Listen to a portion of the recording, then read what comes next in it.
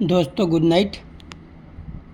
आज हम आप लोगों को यूज ऑफ दैट के विषय में बताते हैं कि दैट का प्रयोग हम लोग कहाँ पे करते हैं। पहले देखो, दैट माने वह होता है, दिस माने यह होता है, इज माने है होता है। अब सबसे बड़ी बात है एक वचनकर्ता में आता है, हैं बहुवचनकर्ता में आता है। जैसे राम एक अच्छा लड़का है, सुरेश घर जाता है, वे जाते हैं, मोहन और सोहन घर जाते हैं। रिमार्क आदर सूचक के लिए जैसे माता पिता, गुरुजी या सम्मान सूचकानी सम्मान देते हैं तो भी हैं का प्रयोग करते। जैसे मेरी माता जी बाज़ार जा रही हैं, मेरे अध्यापक कक्षा में गणित पढ़ा रहा है। अब देखो, यहाँ ही माने वह होता है, दैट माने भी वह होता है। लेकिन अगर जब वाक्य में किसी पुरुष का हमें ज्ञान होता है तो वहाँ पे ही का प्रयोग करते हैं, न कि दैट का करते हैं। सी माने वह होता है और दैट माने भी वह होता है। लेकिन जब हमें वाक्य में किसी स्त्री का ज्ञान होता है तो वहाँ पे हम लोग सी का प्रयोग करते हैं। अब आते हैं यूज ऑफ दैट। दैट का प्रयोग।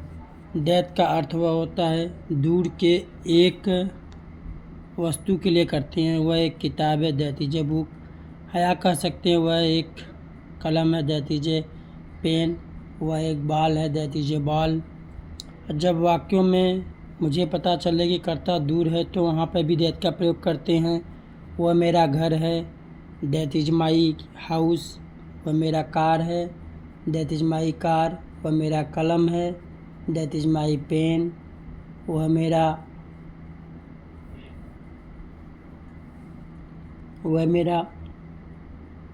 मान लो बल्ला है, दैट इज़ माई बैट। तो जब हमें पता चले कि कर्ता दूर है तो वहाँ पे भी दैट का प्रयोग करते हैं। जब वाक्य में मुझे पता चले कि कर्म दूर है तो वहाँ पे भी हम लोग दैट का प्रयोग करते हैं। अब नॉट मीन्स नहीं होता है। अब नकारात्मक वाक्यों का अंग्रेजी अनुवाद हम लोग कैसे बनाते हैं। नकारात्मक वाक्यों का अंग्रेजी अनुवाद बनाने का नियम है, सबसे पहले हम लोग दैट को लिख लेते हैं, उसके बाद ईच को लिखते हैं, फिर ईच के बाद नॉट को लिखते हैं, फिर उसके बाद हम लोग जो है कि कर्म को लिखते हैं, अन्य शब्दों को लिखते हैं। जैसे आते हैं, वह एक बल्ला नहीं है, that is not a bat. इसका formula that plus is plus not plus object tense में भी होता है। अब वह एक कलम नहीं है, that is not a pen. प्रश्नवाचक शब्दों का अंग्रेजी अनुवाद बनाने का नियम। दैट के प्रयोग में कुछ प्रश्नवाचक शब्दों का अंग्रेजी से वाट माने क्या, वेन माने कब, वाई माने क्यों, वेयर माने कहाँ। कुछ प्रश्नवाचक शब्दों का अंग्रेजी हमने आपको बताया, इसे याद करना पड़ेगा अगर अंग्रेजी पढ़ना है तो। इससे क्या, वह एक किताब है। अब हम समझेंगे कि क्या कि अंग्रेजी वाट होता है, लेकिन वाट का प्रयोग नहीं करेंगे बल्कि इज दैट ए बुक लिख देंगे। क्या वह एक कलम है, इज दैट ए पेन। जब प्रश्नवाचक शब्द वाक्य के बीच में आते हैं तो उसका अंग्रेजी अनुवाद कैसे बनाते हैं। जब प्रश्नवाचक शब्द वाक्य के सबसे बीच में आते हैं तो सबसे पहले हम लोग उसकी अंग्रेजी को लिखते हैं, उसके बाद उसका सहायक क्रिया इज या जो भी होता है, आर, वेयर, उसको लिख देते हैं, फिर कर्ता को लिख देते हैं, फिर नात अगर नहीं शब्द है तो नात को लिखेंगे, फिर कर्म को लिखेंगे। जिससे क्या हुआ, एक कलम है, इज दैट ए पेन। वह एक कलम क्यों नहीं है, is that not a pen. अब आते हैं, वह एक किताब क्यों नहीं है, why is that a book. जब प्रश्नवाचक शब्द वाक्य के बीच में आते हैं तो प्रश्नवाचक शब्द की अंग्रेजी plus is plus that plus object. वह एक कलम क्यों नहीं है, why is that a pen.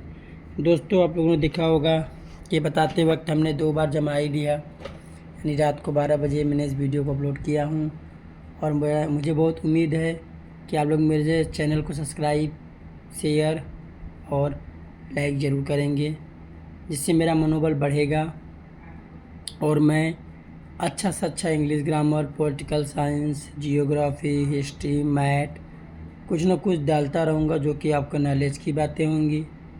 और मेरे वीडियो को प्लीज़ आपसे अनुरोध है, शेयर, लाइक, सब्सक्राइब कर दीजिएगा।